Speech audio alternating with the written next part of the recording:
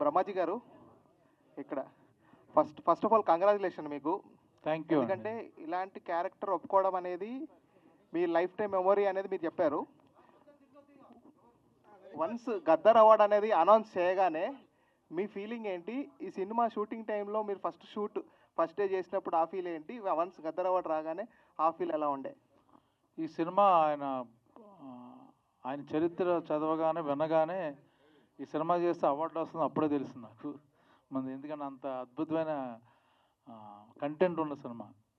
అంటే లైఫ్ మొత్తం మొక్కలు నాటడం విషయంలో త్యాగం చేయడం అంటే ఆషామాషి కాదు. అది ఏదో కొంత డ్రీమ్ ఉంటుంది, కొంత ప్యాషన్ ఉంటుంది.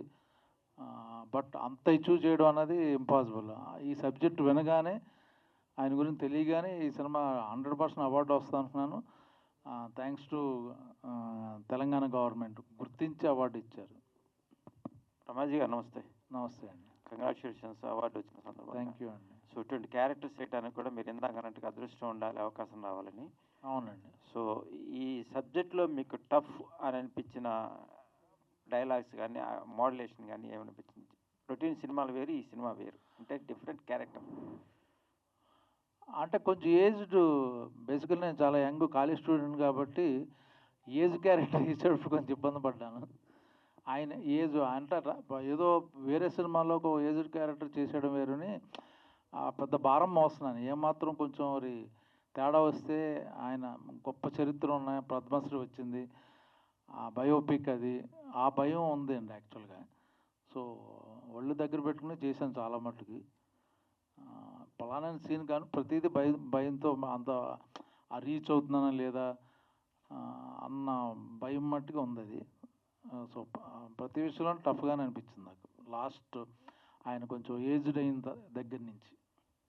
సో సినిమాలో క్యారెక్టర్కి ఇన్స్పిరేషన్ ఆయన అయితే ఈ తీసుకున్న మోడ్యులేషన్ ఎన్ని రోజులు దీన్ని ప్రాక్టీస్ చేశారు? ఆయనలాగా ఉండాలి, అట్లా చెయ్యాలి అనే హోంవర్క్. వర్క్ చేయలేదండి.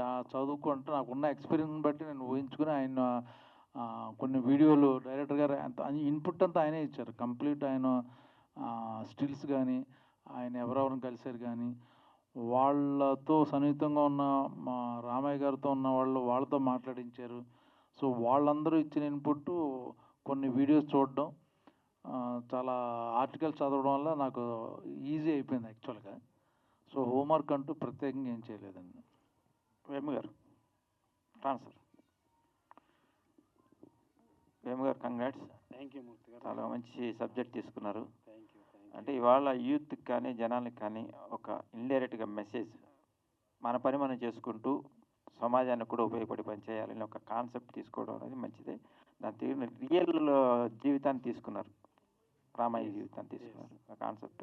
సో ఈ తీసుకోవడం వల్ల మీకు ఇన్స్పిరేషన్ ఏంటి? అసలు ఎక్కడి నుంచి మొదలైంది ఈ ప్రయాణం?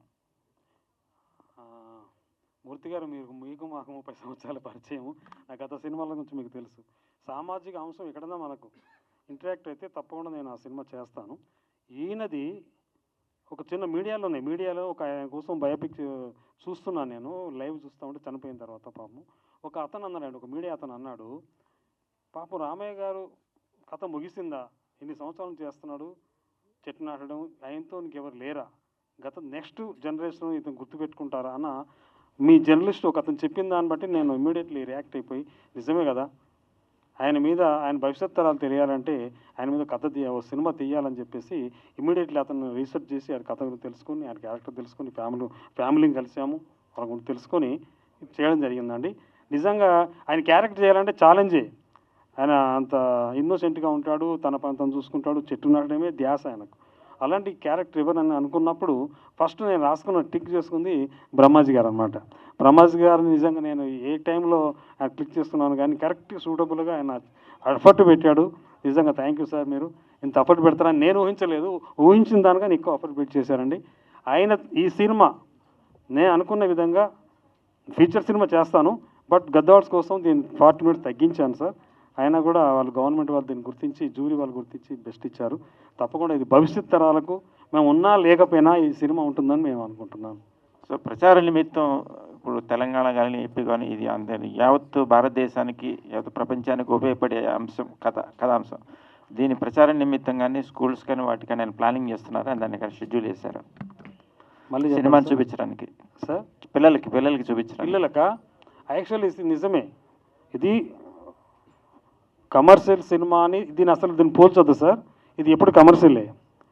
ఆయన ఒకటే చెప్పారండి, రామయ్య గారు ఎక్కువ మంది విద్యార్థుల్ని ఇన్స్పైర్ చేశాడు. ఆయన ఒకటే చెప్పేవారు, విద్యార్థులు పిల్లలు మీరు భవిష్యత్ తరాలకు మీరే భావి భారత పౌరులు కాబట్టి మీరు మీ పుట్టినరోజున ఒక చెట్టు నాటండి, మీ మిత్రులతో నాటించండి. అలా నాటితే ఎక్కువ మంది చెట్టు నాటడం వల్ల మన ఊరు మన ప్రాంతము మన దేశం పచ్చదంతా నిండిపోతుందని అని ఎక్కువ యూత్నే టార్గెట్ చేసి చెప్పేవాడు. ఈ సినిమా ద్వారా కూడా మేము ప్రతి స్కూల్లో వేసి గవర్నమెంట్ని రిక్వెస్ట్ చేస్తున్నాము, ప్రతి స్కూల్లో వేసి విద్యార్థులను ఫస్ట్ నెక్స్ట్ తరానికి మేమైతే కాజుతో అనుకున్నామో ఆ సంకల్పం విజయవంతం చేయడానికి విద్యార్థులతో తీసుకెళ్తాం ముందు ఈ సినిమాని. తప్పని ప్రతి స్కూల్లో ఇది ప్రొజెక్ట్ చేసి దీన్ని విజయవంతం చేసి ఎప్పటికీ భావితరాలకు రామయ్య గారు బతికే ఉండాలని ఉండేట్టుగా దీన్ని మేము చేస్తాం. సార్ నమస్తే.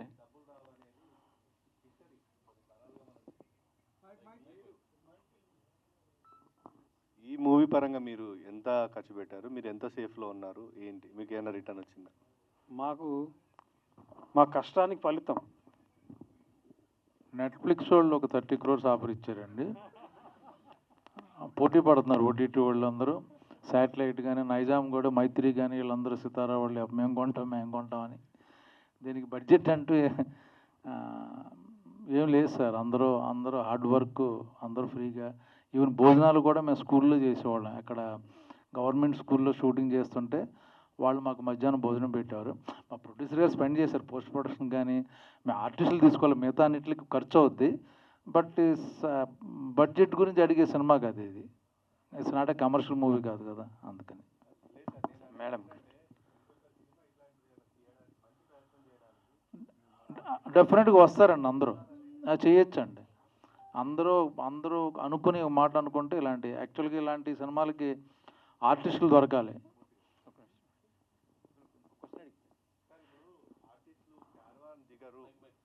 అనే స్థాయి నుంచి ఇప్పుడు మీరు ఒక గొప్ప అడుగేశారు, ముందడుగేసినట్టు చెప్పొచ్చు. ఎందుకంటే క్యారవాన్ కాదు సార్, క్యారవాన్ కావాలంటారు, దగ్గర అంటారు ఏంటి మీరు? ఐ మీన్ ప్రెస్ మీట్కి వచ్చినా సపరేట్గా మాకు క్యారవాన్ పెట్టండి అనే స్థాయికి ఆర్టిస్టులు వెళ్ళిపోయారంటే నిర్మాతకు అది భారమే. సో మీరు ఈ ఇనిషియేటివ్ తీసుకొని ఇంత సింపుల్గా మీరు అన్నారు కదా, స్కూల్లో కూర్చొని భోజనాలు చేయడం, ఎంత ఇదొక స్టెప్ అనుకోవచ్చు, ముందడుగు. సో ఫర్దర్గా మంచి కాన్సెప్ట్లు వస్తే మీరు ఇట్లాంటి ప్రయత్నాలు చేస్తారా? చేస్తానండి, డెఫినెట్గా ఫ్రీగా కూడా చేస్తా. మేడం సో యంగ్లో ఓల్డ్ మిడిల్ మూడు క్యారెక్టర్లు కనిపించినాయి. సో దీనికి మీ తీసుకున్న ఇన్స్పిరేషన్ ఏంటి, అసలు ఎట్లా ట్రైనింగ్ అయినారు, డైరెక్ట్ చెప్పిన క్యారెక్టర్ని ఎలా మీలో బైహెడ్ చేసుకున్నారు, అసలు ఈ సబ్జెక్టు చేస్తే మీకు కమర్షియల్గా కానీ లేకపోతే లుక్ ఎలా ఉంటుంది అనుకున్నారు పబ్లిక్లో?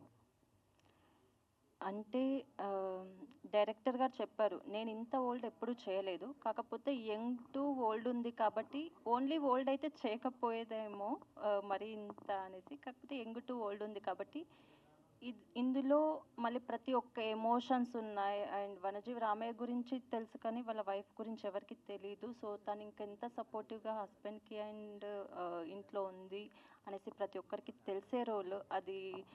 యంగ్ టు ఓల్డ్ కాకుండా తన ఎమోషన్స్ ప్రతి ఒక్కరి లైఫ్లో ఉండేవి అవి. సో అది ఖచ్చితంగా చేయాలి అనుకున్నాను. ఇది ప్రజలకు ఖచ్చితంగా వెళ్ళాలి, నాకు హెల్ప్ అవుతుందనే అనుకున్నాను. సో అది నా అదృష్టం చేయడం. సార్ ఆ విజన్లో నన్ను చూడడం జానకమ్మగా అది నా అదృష్టం ఈ మూవీ, అంతే. డైరెక్టర్ గారు, ముందుగా గద్దర్ ఫిలిం అవార్డుకు ఎంపికైనందుకు మీ చిత్ర యూనిట్ అందరికీ శుభాకాంక్షలు. Thank you. యా, ఇప్పుడు ఈ సినిమా పూర్తి స్థాయిలో ఏమైనా నిర్మించే అవకాశం ఉందా? ఫ్యూచర్లో వేరే లాంగ్వేజ్లో కూడా ఏమైనా చేద్దామనే ప్లానింగ్లో ఉన్నారా? దీని ఉద్దేశం ఏంటి మీ ఫైనల్? తప్పకుండా ఉందండి. నేను సార్కు బ్రహ్మా సార్కి ముందే చెప్పాను, సార్ ఫుల్ లెంత్గా సినిమా చేస్తానని చెప్పాను. అవకాశాలు ఉన్నాయి. ఇప్పుడు సార్ చెప్పిన నెట్ఫ్లిక్స్ వాళ్ళు, అమెజాన్ వాళ్ళు కూడా అడుగుతూ ఉన్నారు చేయమని. ఇంచేతంటే ఇంత బ్యూటిఫుల్ కాన్సెప్ట్ వాళ్ళు చూశారు, ఆల్రెడీ తెలుసుకున్నారు. గద్దర్ అవార్డు వచ్చింది కాబట్టి ఆలోచన ఉంది. నేషనల్ అవార్డుకి పంపిస్తాము సార్. నేషనల్ అవార్డు కూడా మీరు బెస్ట్ ఆర్టిస్ట్ వస్తుంది సార్ మీకు. ఇది ముందు ఇప్పుడే చెప్తున్నాను, అప్పుడు మళ్ళీ మాట్లాడుకుందాము. Not only Indian Telugu language ఒకటే కాకుండా హిందీ, మరాఠీలో వనజీ రామయ్య గారి క్లాస్ ఉందండి. మరాఠీలో వనజీ రామయ్య గారు ఒక లెసన్ ఉంది. మరాఠీలో చేస్తున్నాము, తమిళ్లో చేస్తున్నాము, హిందీలో చేస్తున్నాము, అట్లా 6 లాంగ్వేజ్లో చేస్తున్నాము సార్ ఇది. అట్లాగే ఫారిన్ కంట్రీలో చైనాలో చేస్తున్నాము, రష్యా చేస్తాము. అంటే గ్లోబల్ ఇష్యూ ఇది, నాట్ ఓన్లీ ఇండియా వరకు కాదు, గ్లోబల్ ఇష్యూ. అంచేత రష్యా, జపాన్, చైనా లాంగ్వేజ్ కూడా చేస్తున్నాం. Okay, music director Ballepalli Mohan గారు, మీరు గతంలో ప్రకృతి మీద కూడా పాట చేశారు, చాలా పాపులర్ అయింది. తర్వాత ఇప్పుడు ఈ సినిమాలో కూడా ప్రకృతికి సంబంధించిన పద్యాలు కానీ పాటలు కానీ రాశారు, పాడారు, మ్యూజిక్ చేశారు, పాడారు. దీనిపైన మీరు ఎలాంటి మెసేజ్ ఇవ్వాలనుకుంటున్నారు ఫ్యూచర్లో? ఈ సినిమా తర్వాత మీ పాటలతోని ఈ సినిమాకు సంబంధించిన సబ్జెక్టుతోని ఎలాంటి నిర్ణయాలు తీసుకోబోతున్నారు? అంటే ఇంతకుముందు ఈ సినిమాలో చెప్పినట్టుగా మొక్క నాటడమే కాదు, దాన్ని సంరక్షించుకోవడానికి వాటిని కాపాడుకోవాలి, తర్వాత కూడా నీళ్ళు పోయాలి, ఒక ఫోటోలు దిగడం వరకే కాదు అనేది ఒక మెసేజ్ ఇండైరెక్ట్గా ఇచ్చారు. అంటే దాన్ని కాపాడుకోవాలి, పెట్టిన మొక్కలను కూడా. అలాగే సినిమా తీశారు ఒక మెసేజ్. ఫ్యూచర్లో కూడా మీరు దీనికోసం ప్రతి ఒక్కరు చిత్ర యూనిట్ ఏ నిర్ణయం తీసుకున్నారు, ప్రేక్షకులకు కానీ సమాజానికి కూడా ఏ మెసేజ్ ఇవ్వబోతున్నారు? అంటే గతంలో కూడా నేను శిలా నీవే శిల్పి నీవే శిల్పం నీవే అనే పాట చాలా ఆదరణ పొందింది. గతంలో కూడా అనేకమైనటువంటి పాటలు ప్రకృతి మీద చాలా పాటలు చేశాను. అసలు నేను పుట్టిందే ప్రకృతిలో, మాది వ్యవసాయ కుటుంబం. చిన్నప్పటి నుంచి కూడా అంటే ఈ సందర్భంగా చెప్పేది ఏంటంటే, మా అమ్మతో నేను పొలానికి వెళ్తున్నప్పుడు మా అమ్మతో వెళ్ళి మా బావి పొలం పక్కన ఒక చెట్టుని వేసాను. అది తాడి చెట్టు. ఆ చెట్టు పెరిగి పెద్ద అయిపోయిన తర్వాత మా అమ్మ పిలిచి ఫస్ట్ ఆ చెట్టు కళ్ళు నాతో తాపించింది. అంటే చెట్టు చిన్నప్పటి నుంచే చెట్టుతో మమేకమై మనం పెరిగిన సందర్భాలు. కాబట్టి ఇదొక జోనర్. దీన్ని చేస్తూనే కమర్షియల్ కూడా మనం అంటే డైరెక్టర్ గారు యాక్చువల్గా ఈ సినిమాకి ఏం కావాలో అది డైరెక్టర్ గారి దగ్గరుండి నాతో చేయించుకొని వారు అంత అద్భుతంగా ఈ పాటను నాతో చేయించారు, నాతో పాడించారు. నిజంగా వారికి కృతజ్ఞతలు తెలియజేసుకుంటున్నాను. Thank you. బ్రహ్మాజీ గారు,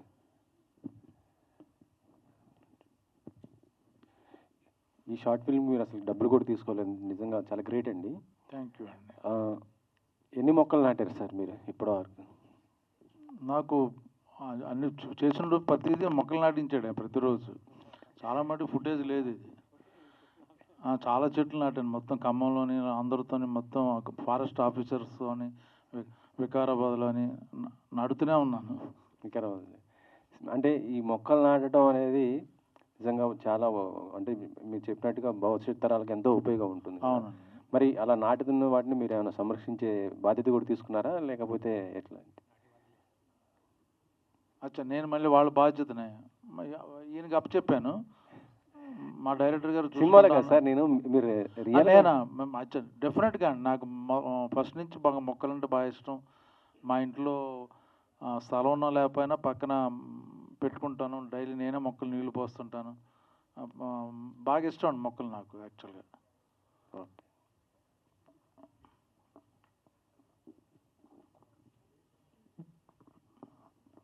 బ్రహ్మాజీ గారు, హలో అండి. హలో అండి. చాలా సీరియస్గా అంటే ఎంతో సెటిల్డ్గా కనిపించారు సార్ క్యారెక్టర్ మొత్తంలో. ఫస్ట్ టైం అంటే స్టోరీ మీ దాకా వచ్చినప్పుడు అంటే మిమ్మల్ని ఇప్పుడు మీరు ఆన్సర్ చేస్తుంటే కూడా మీ మాటల్లో ఆ నవ్వు, ఆ జోక్స్ అనేవి తెలుస్తున్నాయి. కానీ సినిమాలో మాత్రం ఎక్కడ అసలు ఎటు చూసినా కూడా ఎంతో ఇన్వాల్వ్ అయి చూసాం సినిమాని. సో ఎలా అనిపించింది అంటే ఆ క్యారెక్టర్ని అట్లా తీసుకున్నప్పుడు? అంటే నేను ఇప్పటివరకు ఎప్పుడు చేయలేదు అటువంటి క్యారెక్టర్. అందుకనే అడుగుతున్నా. వేరియేషన్స్ ఉన్నాయి. ఎక్సైట్మెంట్ అండి, అలాంటి క్యారెక్టర్ రావడం నా అదృష్టం యాక్చువల్గా. సో ప్లస్ ఏదో ఓల్డ్ క్యారెక్టర్ కాదు, ఒక ఆయన బయోపిక్ కాబట్టి చాలా జాగ్రత్తగా భయపడుతూ చేశాను. ఏదైనా ఒక సీన్ బాగా మిమ్మల్ని కనెక్ట్ చేసిన సీన్ ఏదైనా ఉందా? అంటే ఆయన చాలా విషయాలు అంటే కొన్ని చూపించలేనప్పుడు, ఆయన సినిమా చూస్తున్నప్పుడు లేదా టీవీ చూస్తున్నా కూడా ఆ విత్తనాలు తీసుకుని కొరుక్కునేవాడు ఆయన.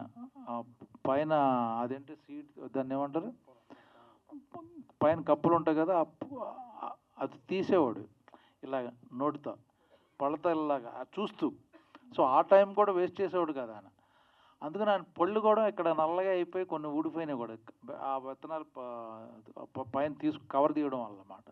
సో అటువంటి విషయాలు లాస్ట్లో వచ్చేసరికి ఆయనకి వినపడకపోవడం, సో ప్రతిదీ పేపర్ మీద హాస్పిటల్ కూడా చూపించాం, ఆ పేపర్ మీద చదివి, సో చాలా విషయాలు మేము ఇందులో చూపించలేదు యాక్చువల్గా.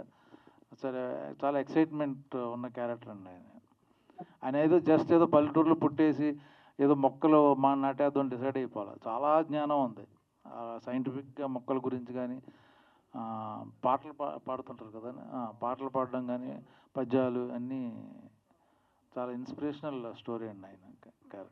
డైరెక్టర్ గారు, సో ఇప్పుడు ఫుల్ లెంత్గా సినిమా తీయడానికి కూడా ప్రయత్నం చేస్తున్నాము అని చెప్పారు కాబట్టి, రాదర్ దెన్ బ్రహ్మాజీ గారు ఇంకా ఎవరినైనా కాస్ట్ చేయాలి అని అనుకుంటున్నారా? ఆలోచనలు ఏమైనా ఉంటే ఎవరిని తీసుకోవాలి? లేదు, అలా కాదు, మీరు కాకుండా ఇంకెవరినైనా కాస్ట్ చేసి. తప్పకుండా పెద్ద సినిమాలో చాలా క్యారెక్టర్స్ ఉన్నవి. లేదులేండి సార్, మిమ్మల్ని చూసాం, ఇంకా మీరే యాప్ట్గా ఉన్నారు. దీనికి ఎవరన్నా వచ్చేసి ₹1,00,00,000 ఇస్తాను మాకేమైనా ఇవ్వను, బ్రహ్మాజీ గారిని మార్చను, అదంతే ఫిక్స్. అది బికాజ్ ఆఫ్ క్యారెక్టర్ అంతా ఇన్వాల్వ్ ఎవరు చేయరు. సో ఇది 100% ఫీచర్ ఫిల్మ్ చేస్తామమ్మా, చేస్తాము, నేషనల్ పంపిస్తాము, ఆస్కార్ కూడా పంపిస్తాము. ఐక్యరాజ్య సమితిలో కూడా స్పీకర్గా అవకాశం వచ్చింది వనజీవి రామయ్య గారికి. అదే అంత పెద్దగా తీసుకుపోతున్నారు కాబట్టి యాక్టర్స్ ని యాక్ట్రెసెస్ ని ఎవరినైనా అనుకుంటున్నారా? అనుకుంటే ఇప్పటికైతే పేర్లు చెప్పలేను, కానీ ఉన్నవి చెప్పేది వినమ్మా. ఇది ఐక్యరాజ్య సమితిలో కూడా వనజీవి రామయ్య గారు బతుకున్నప్పుడు అవకాశం వచ్చింది స్పీకర్గా. శ్రీనివాస్ గారు కూడా ఇక్కడే ఉన్నారు, ఆయన రిప్రజెంటేటివ్. థ్యాంక్ యూ సార్, మీరు వచ్చారు. సో ఆయన కూడా ఇప్పుడు అదే ఐక్యరాజ్య సమితిలో ఆయన లేరు కాబట్టి బ్రహ్మాజీ గారు క్యారెక్టర్ చేశారు కాబట్టి ఆయన్ని తీసుకెళ్లే ప్రయత్నం మా కోఆర్డినేటరు, ఆయన ఐక్యరాజ్య సమితి ఆయన కౌన్సిలర్, ఆయన వచ్చారు కూడాను. తప్పకుండా దీన్ని తీసుకెళ్తున్నాం, ఆస్కార్ కూడా తీసుకెళ్తున్నాం సినిమా. కంగ్రాచులేషన్స్ అండి.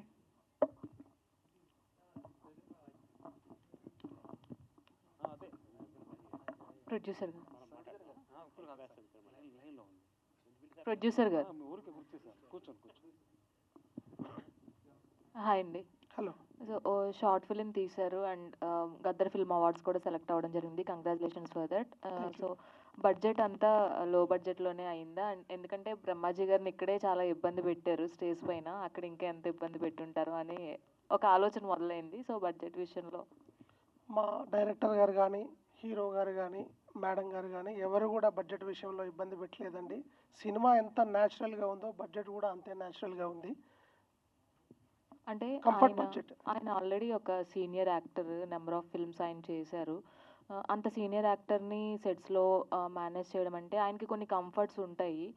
ఎంత లేదన్నా ఒక సీనియర్ యాక్టర్గా ఆయనకి కొన్ని కంఫర్ట్స్ ఇవ్వాల్సి వస్తుంది. ఆ విషయాల్లో మీరు ఎంతవరకు కేర్ తీసుకోగలిగారు? జనరల్గా రామయ్య గారి జీవిత చరిత్ర మొత్తం ఫస్ట్ డైరెక్టర్ గారి ద్వారా వారు తెలుసుకున్నప్పుడు దీనికి న్యాచురల్గా ఉంటేనే బాగుంటుందని హీరో గారు ఎక్కడ కూడా కంఫర్ట్స్ కోరుకోలేదు.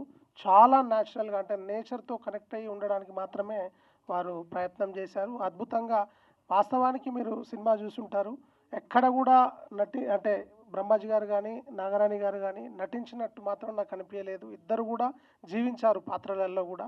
సో నటించడం ఈజీ, జీవించడం కష్టం. వాళ్ళిద్దరు కూడా నిజంగా ఈ సినిమాలో జీవించారు. Once again thank you sir, Brahmaji గారు, నాగరాణి గారు. కంగ్రాచులేషన్స్. బ్రహ్మాజీ గారు sir. Sir first of all congrats అండి, బెస్ట్ అవార్డు వచ్చింది, గద్దర్ అవార్డు. సో సార్ మీరు కెరియర్లో చాలా ఫిలిమ్స్ చేశారు, different types of films. So ఈ ఫిలిం చేసినప్పుడు వనజీ రామయ్య గారి క్యారెక్టర్లో అడాప్ట్ చేసుకున్నప్పుడు ఎటువంటి థాట్స్ ఉన్నాయి మీకు? అంటే ఇప్పుడు ఈ మూవీ చూసినప్పుడు ఒక ఆడియన్స్కి ఒక ఎంగేజింగ్గా ఉంటుంది, అట్లాగే అట్ ద టైమ్ మోటివేటింగ్గా ఉంటుంది, మనం కూడా ఈ పని చేయాలి, పార్టిసిపేట్ చేయాలని చెప్పి. మీ థాట్స్ ఎలా ఉన్నాయి? ఇందాక చెప్పాను దాని గురించి. యాక్చువల్గా వెరీ ఇంట్రెస్టింగ్ క్యారెక్టర్ అది, చాలా వేరియేషన్స్ ఉన్నాయి. ప్లస్ చిన్నప్పటి నుంచి చూపించారు, యంగ్, లైక్ ఓల్డ్ ఏజ్, రకరకాలని థాట్స్. అంటే ఇలాంటి సినిమా చేయడం వల్ల యాక్చువల్గా నాకు అడ్వాంటేజ్ అండి, మోర్ దాన్ ప్రొడ్యూసర్ డైరెక్టర్ల కన్నా. రేపొద్దున్న ఈ సినిమా ఎక్కడెక్కడ వేరే చోటకు కూడా వెళ్తుంటుంది, అన్ని చోట్ల నేను ఉంటాను. సో ఈ ప్లస్ ఇది కాలేజీలో చూపించడం, స్కూల్లో చూపిద్దాం అనుకుంటున్నారు ఇలా ఈ ఫిల్మ్స్ అన్నీ. సో అటువంటి క్యారెక్టర్ చేయడం వల్ల నేను కొన్నాళ్ళు గుర్తుంటాను అందరికీ. సో ఆ థాట్లోనే మొదటి నుంచి షూటింగ్లో కూడా అనుకునేవాడిని. అందుకని ఎప్పుడూ ఇబ్బంది పడలే. ఫెసిలిటీస్ కానీ చాలామంది అడిగారు, క్యారవాన్లు అన్నీ. ఈ క్యారెక్టర్ ఇప్పుడు వనజీరామ గారు రోడ్డు మీద మొక్కలు వేసుకుని సైకిల్ మీద వెళ్తూ ఆయన పడిపోయి మళ్ళీ బైక్ మీద యాక్సిడెంట్ అయ్యి ఇలా ఉన్నప్పుడు మళ్ళీ నేను సపరేట్గా ఒక కారులో దిగడం, ఏసీలో కూర్చోవడం, అది కాంట్రాస్ట్ అనిపిస్తుంది అనుకుని అక్కడే పాపం ఆవిడ నేను ఆ పిల్లలతోనూ కూర్చునేవాళ్ళం, ఆ రోడ్ల మీద కూర్చునేవాళ్ళం. సో అలా గడిపేసాం అన్నమాట.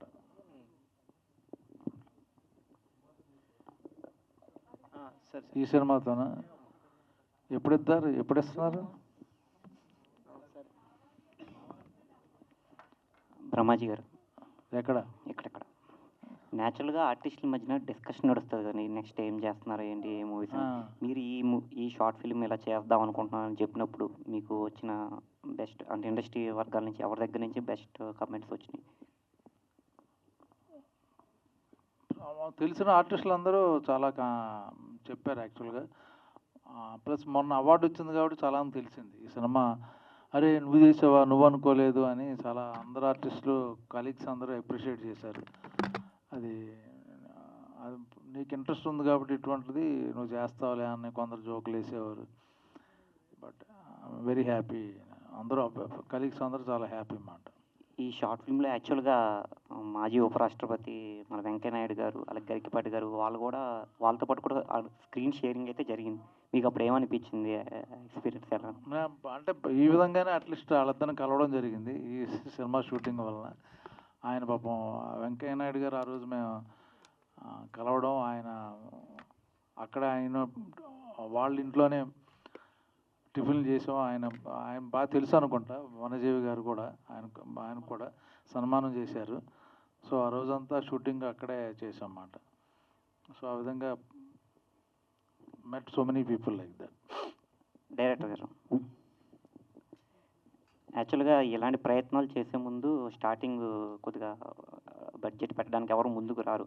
ఇప్పుడు అవార్డు వచ్చింది కాబట్టి సక్సెస్ చూశారు కాబట్టి కొంతమంది మిమ్మల్ని అప్రోచ్ అవుతుంటారు, ఇలాంటివి మేము మా దగ్గర వీళ్ళతో చేద్దాం వాళ్ళతో చేద్దాం బయోపిక్ అని చెప్పి కొద్దిగా సలహాలు ఇస్తూ ఉంటారు. అలాగే ఇప్పుడు ఎవరైనా అప్రోచ్ అయ్యారు, ఇప్పుడు ఎలా ఉంది, బిఫోర్ ఎలా ఉంది, ఆఫ్టర్ ఇప్పుడు ఎలా అనిపించింది? 10 సినిమాలు ఇలాంటి లైన్లో అవార్డు వచ్చిన తర్వాత బేసికల్గా అవార్డు డైరెక్టర్ నేను. ఇది అనౌన్స్ చేసిన తర్వాత ఇలాంటి కాన్సెప్ట్లో 10 ఉన్నాయి. అది చేస్తాం, తప్పకుండా చేస్తాం. వాళ్ళందరూ చూస్తూనే ఉంటారు, తప్పకుండా చేస్తామండి. Sir thank you. బ్రహ్మాజీ గారు సార్ మీ స్పీచెస్లోనే ద బెస్ట్ నాకు ఫేవరెట్ అయింది, you always look like a young boy అని మీరు అంటూ ఉండడం అనేది బాగా ఇష్టం నాకు. లైక్ ఈ సినిమాలో ఇటువంటి టైప్ ఆఫ్ రోల్ అటెంప్ట్ చేసినప్పుడు యాజ్ అ క్యారెక్టర్గా, అంటే యాజ్ అ క్యారెక్టర్ ఆర్టిస్ట్గా వాట్ డిడ్ యూ థాట్, అంటే ఇన్ని వేరియేషన్స్ ఉన్నాయి కాబట్టి what made you to attempt this అంటే మీరు ఏం చెప్తారు? అదే ఇప్పుడు ఆ యంగ్ అన్నారు కదా, దాన్ని బ్రేక్ చేద్దామని అలాగా. అండ్ టాలీవుడ్లో ఎవరికైనా ఈ ఒక అంటే ఇప్పుడు ఇది వరకు అవార్డ్ రాకముందు అయితే ఈ రికగ్నిషన్ అనేది ఇంత మంచి చేసినా జనాల్లోకి వెళ్ళలేదు అనిపించింది. బట్ ఇప్పుడు వెళ్ళింది కాబట్టి టాలీవుడ్లో ద బెస్టింగ్ యాక్టర్స్ చాలామంది ఉన్నారు. వాళ్ళ దగ్గరికి ఇది మీ ఫేవరెట్ అయిన యాక్టర్ దగ్గరికి ఎవరి దగ్గరికి తీసుకెళ్ళాలనుకుంటున్నారు చూపించడానికి?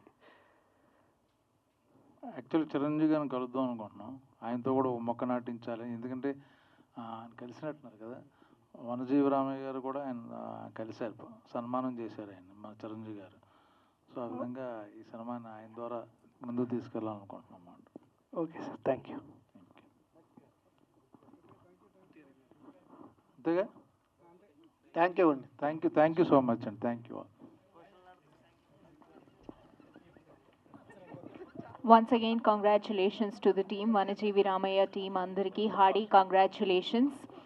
అండ్ ఒక పుస్తక ఆవిష్కరణ కార్యక్రమం ఇక్కడ జరుగుతోంది. అండ్ ఈ ఈవెంట్ని ఇంత సూపర్బ్గా ఆర్గనైజ్ చేసిన మా PRO Ashok garu, thank you so much.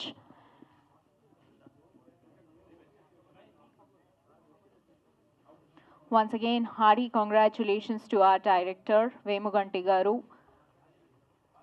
and our young and energetic Brahmaji Garu. Hearty congratulations to you once again. And ikkadiki vichesina media mitrulandariki thank you so much. Thank you once again.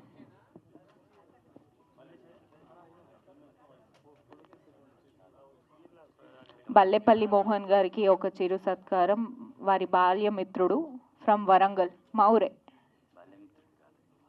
మిత్రుడు, okay, Srimannarayana గారి చేతుల మీదుగా.